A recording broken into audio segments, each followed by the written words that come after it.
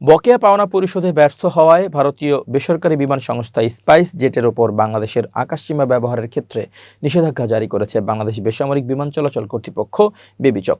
দীর্ঘ সময় ধরে বারবার তাগাদা দেওয়া সত্ত্বেও ফি পরিশোধ না করায় এই কঠোর পদক্ষেপ নেওয়া হয়েছে। এর ফলে বৃহস্পতিবার 19 ফেব্রুয়ারি থেকে স্পাইস জেটের বেশ কিছু রুটের ফ্লাইটের সময় ও দূরত্ব যেমন বেড়েছে, তেমনি পাল্লা দিয়ে বাড়ছে জ্বালানি খরচ ও পরিচালনা ব্যয়।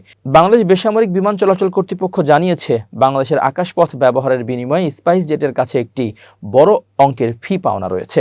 আন্তর্জাতিক নিয়ম অনুযায়ী কোনো দেশের আকাশসীমা দিয়ে উড়ে যাওয়ার জন্য সংশ্লিষ্ট বিমান সংস্থাকে নির্দিষ্ট পরিমাণ ওভারফ্লাইট চার্জ প্রদান করতে হয়। স্পাইস জেট এই বকেয়া মেটাতে বারবার কর্ণপাত না করায় বাধ্য হয়ে তাদের জন্য বাংলাদেশের আকাশপথ বন্ধ করে দেওয়া হয়েছে।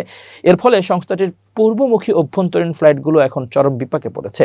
ভারতীয় সংবাদ মাধ্যম এনডিটিভি এক প্রতিবেদনে জানিয়েছে, বাংলাদেশের এই নিষেধাজ্ঞার সরাসরি প্রভাব পড়েছে কলকাতা থেকে গুয়াহাটি ও ইসফলগামী ফ্লাইটগুলোর ওপর। Flight tracking platform flight radar 24 এর তথ্য অনুযায়ী স্পাইস জেটের বিমানগুলো এখন বাংলাদেশের আকাশসীমা এড়িয়ে দীর্ঘ পথ ঘুরে বিকল্প করিডোর ব্যবহার করছে।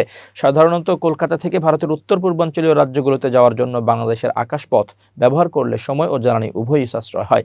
এখন ঘুরে যেতে হওয়ায় প্রতিটি ফ্লাইটে আগের চেয়ে অনেক বেশি সময় লাগছে। আর্থিক সংকটে জর্জরিত স্পাইস জেটের জন্য এই নিষেধাজ্ঞা নতুন এক মরণ ফাঁদ হিসেবে দেখা দিয়েছে। 2025 সালের ডিসেম্বর প্রান্তিকের হিসাব অনুযায়ী সংস্থাটি মধ্যে 269.27 কোটি রুপি নিট লোকসান গুনেছে। এমন পরিস্থিতিতে দীর্ঘ পথ ঘুরে ফ্লাইট পরিচালনা করায় অতিরিক্ত জ্বালানি খরচ তাদের লোকসানের বোঝাকে আরও ভারী করবে বলে মনে করছেন বিশেষজ্ঞরা। আকাশসীমা ব্যবহারের অনুমতি না পাওয়া পর্যন্ত স্বল্প দূরত্বের এই পূর্বাঞ্চলীয় রুটে স্বাভাবিক ফ্লাইট পরিচালনা করা স্পাইস জেটের জন্য অসম্ভব হয়ে দাঁড়িয়েছে।